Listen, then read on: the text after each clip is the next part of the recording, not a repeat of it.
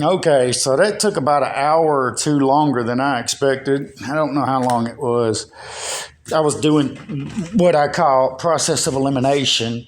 That's where you take, if a computer's messing up, you start unplugging the parts that it don't need first until the point to where you get it booted. If it doesn't boot in, you start doing the other things and figuring out that.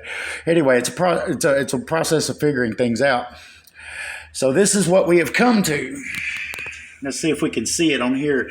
You see that little white block that's behind the motherboard? That's a piece of styrofoam.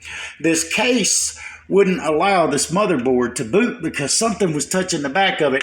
And I took the unnecessary pegs out and stuff like that, and it still did it. So I got one there, I got one there. See that white back there? That's a piece of styrofoam behind the motherboard. That's another one. That's the only way I could get it to run in that case. It come out the case, it'll run fine. But if you put it in that case, you better have something pushing it back up off that back of it, because I looked for any defects and all that. There was nothing. I always tell people computer stuff is easy. And I guess I lie. I do lie because I am forced a lot of times with problems that most people don't run into. I guess it's just the way it's supposed to be for me to understand all this stuff. But there it is.